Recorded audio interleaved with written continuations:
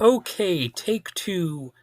And today we're going to be talking about Trent Reznor, the architect of Nine Inch Nails, considered by many to be a noise prophet and a composer who went from the darkest corners of industrial rock to the biggest stages in Hollywood, in what was a surprise for some fans of the band.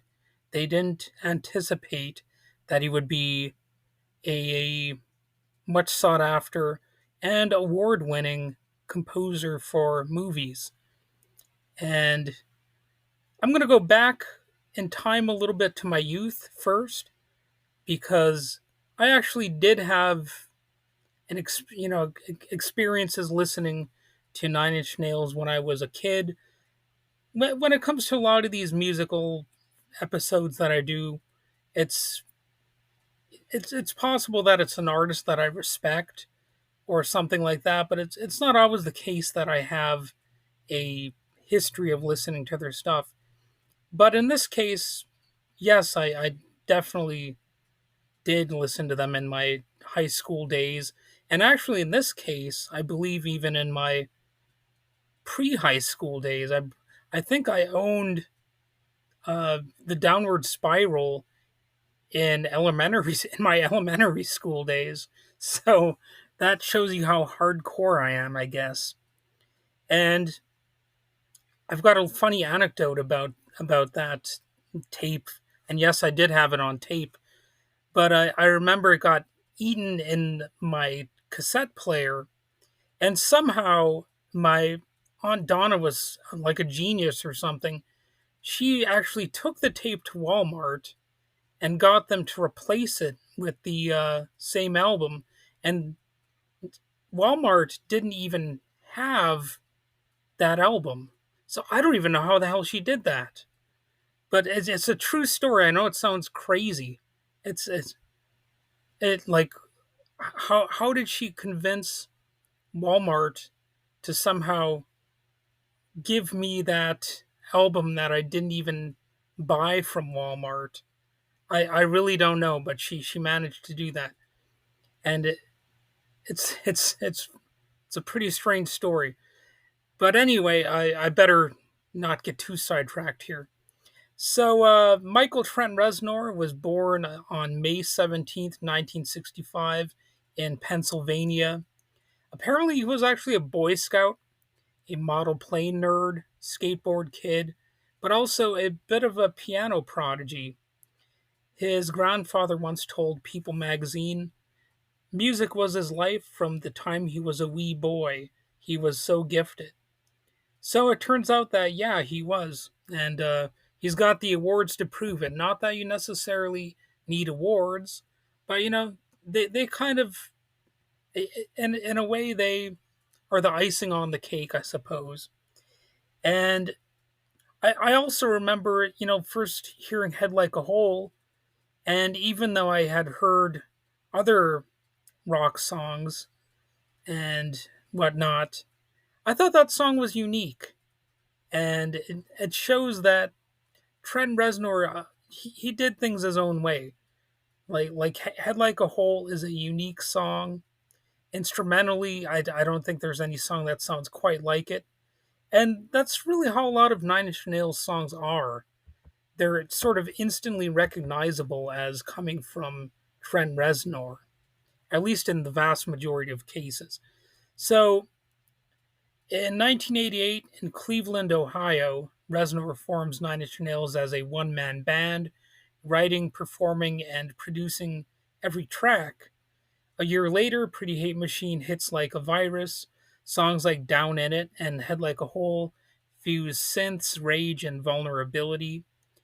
And at the time, a new genre was rising up called industrial rock, and this album was.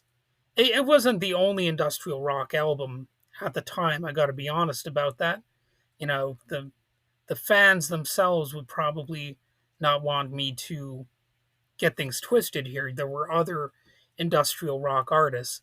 In fact, Pretty Hate Machine was not even the heaviest industrial album at the time. It's kind of actually a pop album in many respects, although Head Like a Hole is a bit of a heavier song from that album. And Trent Reznor, though, he wasn't one to ride waves. He kind of builds his own wave, I guess you could say. And by 1994, the Downward Spiral hit, and it hurt. I guess you could say. Um, Closer really was a dirty, dirty track that was pretty successful. And speaking of dirty, dirty tracks, you've got Big Man with a Gun from that album. Not everyone's favorite track, but you know what? When you're a young lad and you want to listen to something angry that has swear words in it, you'll like music like that probably. That's one of the reasons why I like that album. I mean, it's kind of a dumb reason, but it's true. You also had Hurt, which was a track so raw that even Johnny Cash couldn't leave it alone, and he sort of he made it his own song in some respects. But it was originally the Nine Inch Nails song, and honestly, it would have been fine if it had just stayed as a Nine Inch Nails song. Not to trash talk the Johnny Cash cover, but it was a fine song already. You know what I mean? And Nine Inch Nails is brutal in the studio, but on stage, it's more like a war zone. And you can just watch some old performances from Woodstock. He's one of those musicians who was going crazy on stage, like you know, treating the instruments like they were weapons and stuff. It reminds me of Kurt Cobain. He'd be throwing around his guitars and whatnot. I know there's footage I've seen of Trent Reznor getting really freaky with the synthesizer. Not necessarily in that way, but in sort of a violent way. And he was one of those performers, and he builds a live experience that's immersive, visual, and chaotic. And Alessandro Cortini, keyboardist and drummer, I believe he's a drummer for Nine Inch Nails. In fact, I think there's a clip of him really doing a crazy and impressive job of doing the drum patterns that are in what's that song called? The Perfect Drug. There we go. Because what's so impressive about that is that Trent Reznor composed the drums of that song to be stuff you wouldn't be able to play on, you know, a, a regular drum set as a human being. But if I remember correctly, Alessandro is the one who went on the drum set and just went hog wild and duplicated the album version just about perfectly. But anyway, Cortini said the studio entity is different from the live entity. So the point is that Nine Inch Nails on tour is its own beast, and you could say it bleeds, it roars, and it transforms. So then in the 2000s, a left turn into film, which I suggested earlier, and Trent teamed up with Atticus Ross, a longtime collaborator, a sound alchemist, and together they score the Social Network. And it's a successful score. It won them an Oscar. Then came The Girl with the Dragon Tattoo and Gone Girl and Soul, which, yes, is a Pixar film. Reznor and Ross, alongside John Batiste, they took home an Oscar. Well, this was Oscar number 2, actually. Then there's Watchmen on HBO, that won an Emmy. The Killer in 2023, which is him collaborating with Fincher again. So, he's really made a major career out of composing for movies and presumably TV shows. I think also video games. And beneath all the gold statues, though, of course, there's the pain, man. the pain that is pretty common as a theme in his music. It's like the music is a mirror: anxiety, addiction, depression, paranoia, rage, love, loss, all that good stuff. His lyrics are personal, but never just about him.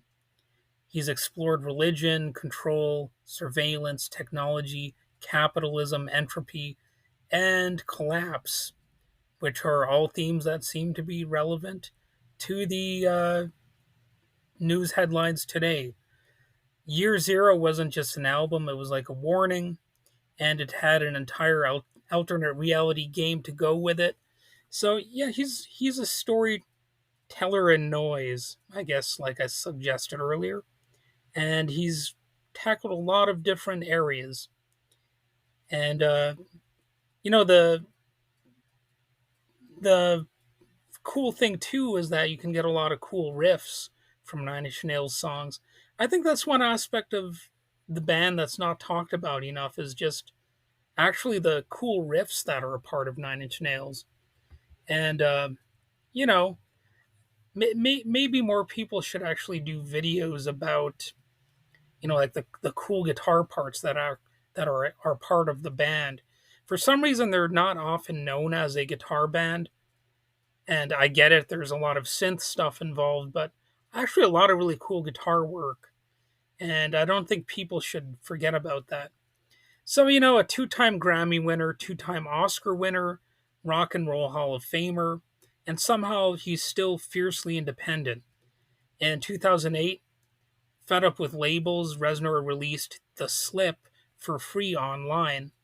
Later, he signed to Columbia, but on his terms.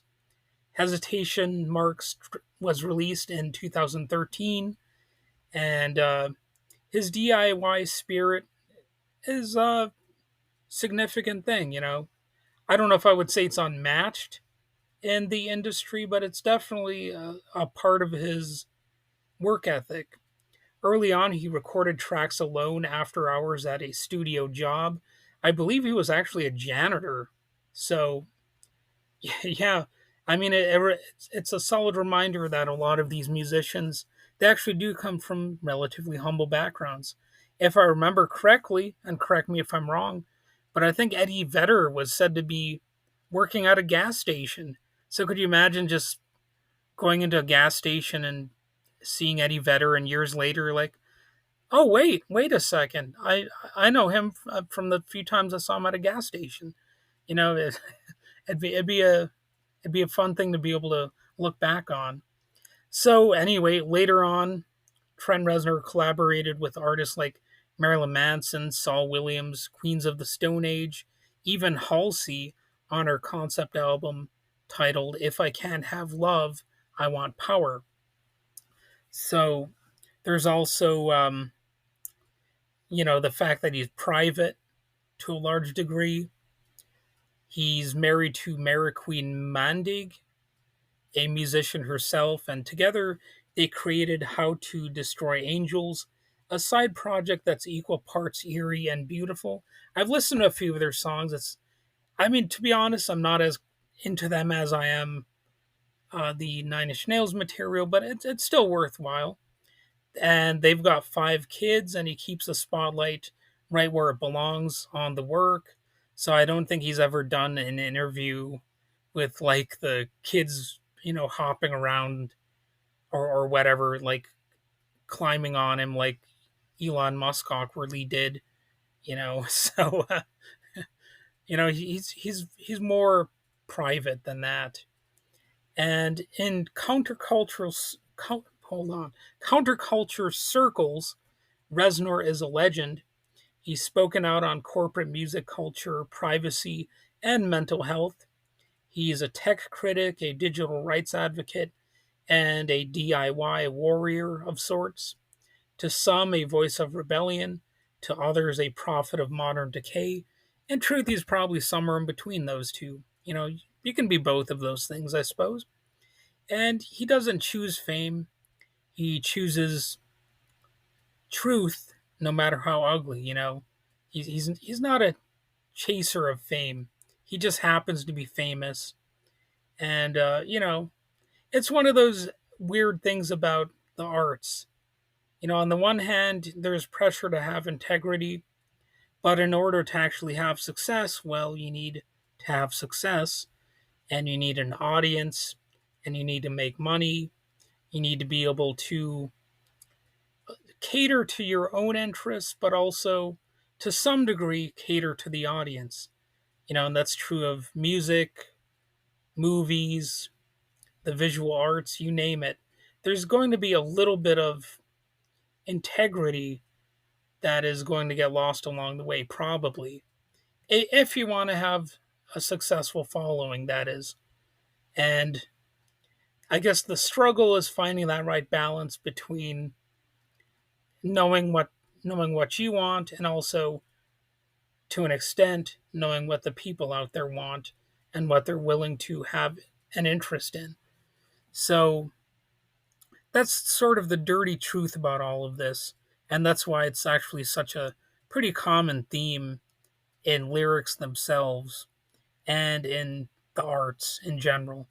So, from the pit of industrial noise to the halls of the Oscars, from teenage angst to cinematic scores, and from destruction to control, Trent Reznor didn't just change music, he weaponized it. So, I think I've said enough about him. Um, yeah, I hope you enjoyed this episode. If you see a subscribe button, don't shy away from it. Go ahead and hit it. And if there's a like button or whatever, just hit buttons. Hit buttons if they're there. Be a conformist. Do it now.